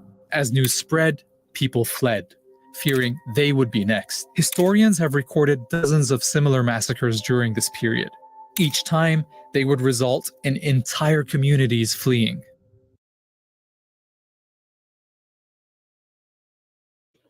You hear that, right? You heard that, right? Let's see. Let's go back a little bit. Not my words. The story of what happened at Deir Yassin set off panic all over the country. As news spread, If we persist, it is quite possible that in the next 6 or 8 months there will be considerable changes in the country, and to our advantage. One of the events that helped speed up these changes took place on April 9th, 1948, when the village of Deir Yassin was attacked.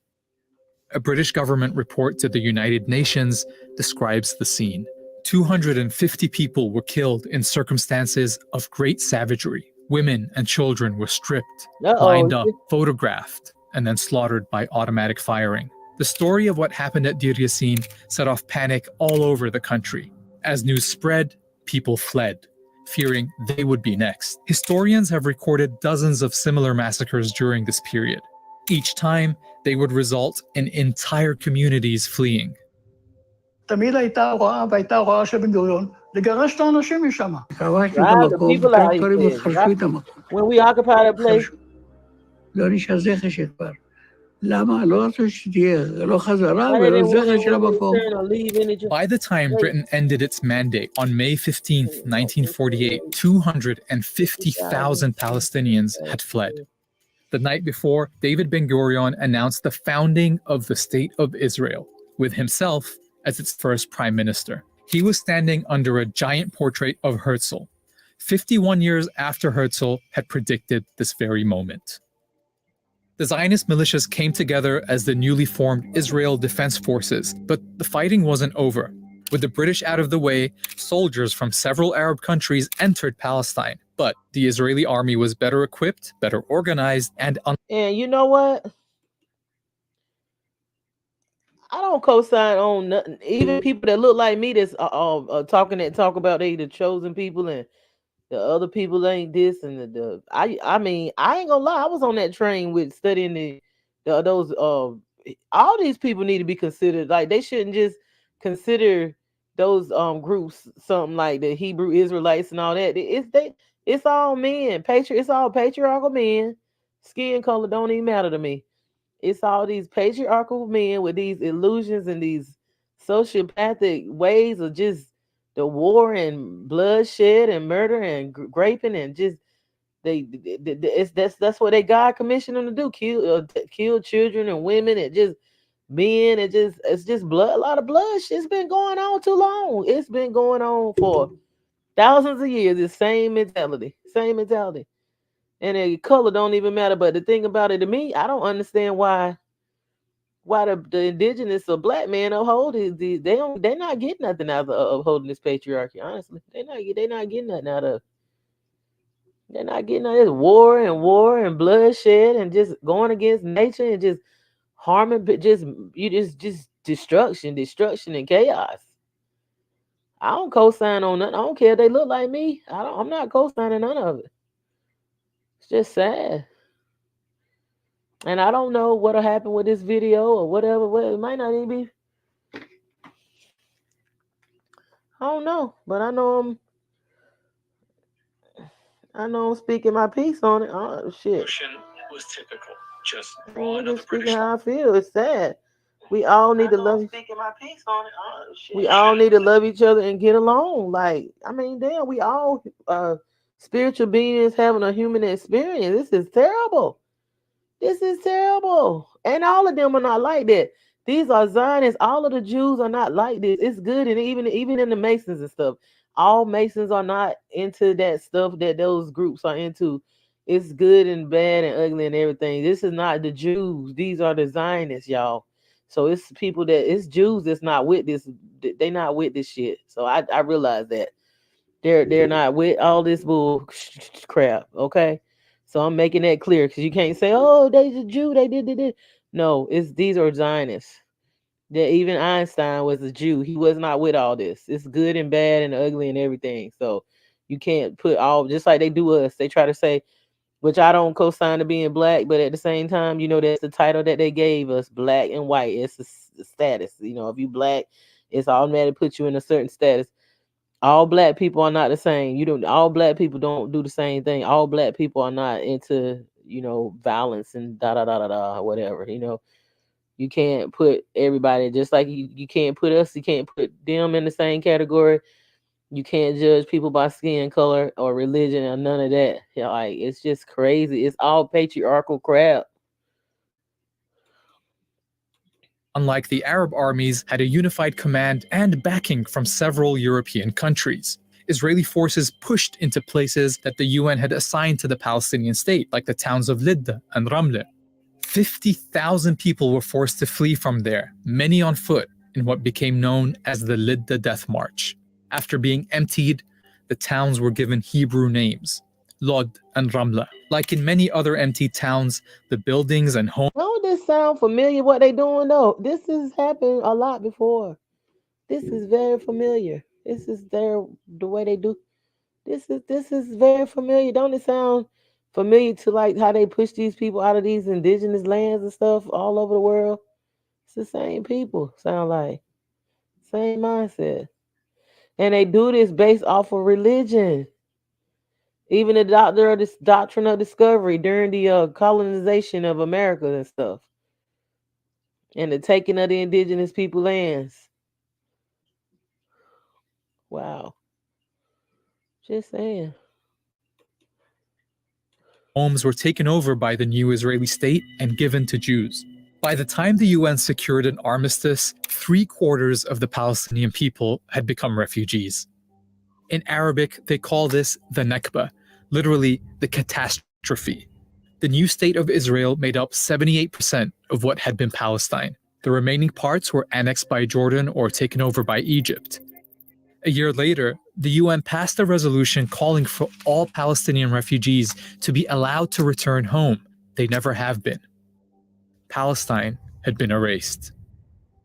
In the decades since, attempts to resolve this conflict have again tried to partition the land. With each successive attempt, the territory offered to Palestinians in their historic homeland shrinks even more. Ironically, Israel is still struggling to maintain the population advantage it gained in 1948 when it forced all those people out, because in 1967, it occupied the West Bank and Gaza, bringing all the Palestinians living there under its rule. And so today, the population of Jews and non-Jews in this land is roughly equal.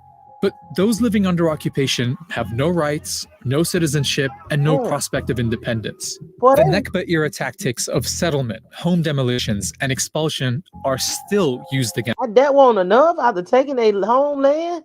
They still whipping their ass even now. God, they can't get no citizenship or nothing. They don't want to help them. Against them. Nakba, Nakba, no! We want Nakba, Nakba, no!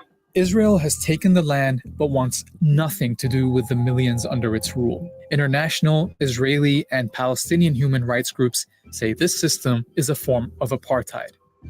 To see if that's an accurate description of Israel more than 100 years. Child, that's all I tell you, huh? Whew, I don't know. I'm about to get out of here. It's a lot. That's why I had to sit me a little bit to do. This is, but this happened before. I don't even know.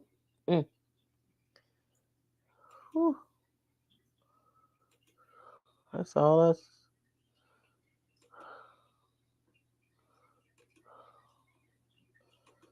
Yes, Lord. This is what.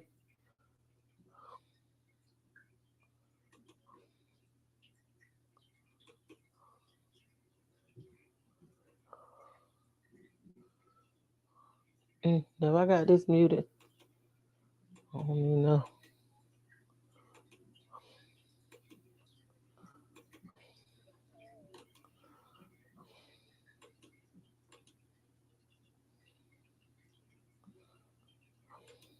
Okay.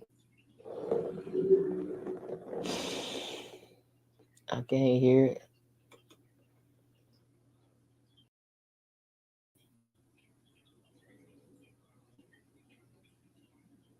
Oh no, I can't hear it now. Maybe it won't play. Oh. See,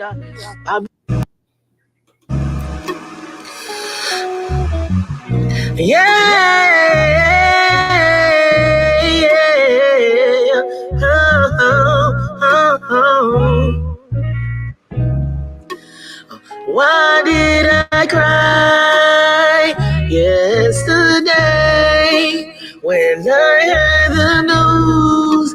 They took you away. Lord, I'm sitting here trying to figure out why they don't value human life. See, I'm seeing my brothers and my sisters. I'm seeing them get shot down all over the world. And I just can't handle it. But I know you got a plan. See, I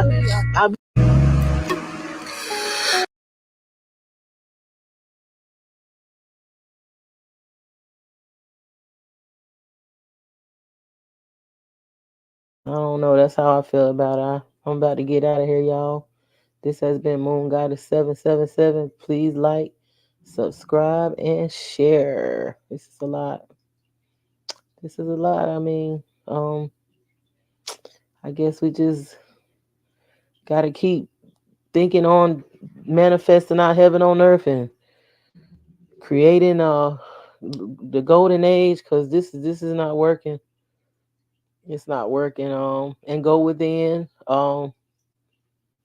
We got an eclipse coming up. It's a lot going on in the world, but we're gonna have to stay grounded and stay balanced and keep our eye on the prize, and that's going within. You know, it's good to get confirmation from a book, but go within and connect with nature. Everything they telling you not to do, it's in reverse. It seems you need to be connected to source. Cause like I said, this ain't it. This ain't it. It's been going on too long, and they like little boys and stuff playing popcorn and popsicle games with people's lives and things like that. It's just sad, man. It's got to be. This got to be an illusion. This has got to be a matrix. This can't.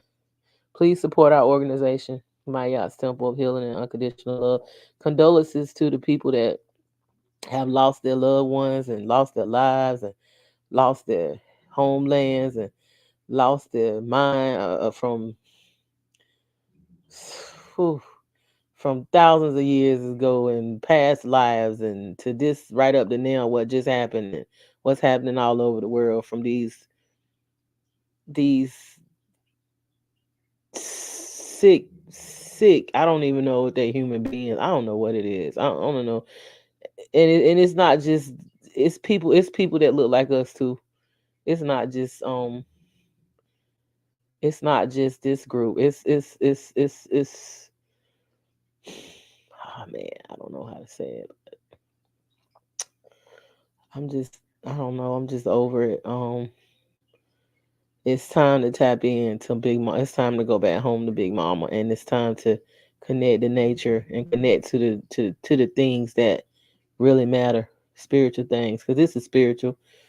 It's all spiritual, and it's not about no skin color. It's about the masculine and feminine energies of suppressing the feminine energies, and not just women, but men too.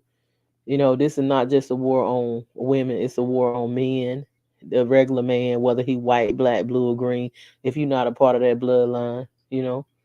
So we all are brothers and sisters. That's what that song means. It ain't just talking about black people, which that don't even exist, neither that was created. It's about us as a spiritual being having a human experience, coming together and loving each other and getting out of this ego of you're white and I'm black and I'm better than you and this and I'm the chosen this and I'm we all chosen, or we chose ourselves. You can be an angel, a demon in the beginning and then become an angel and balance yourself out and use the demon when you need to. So I'm just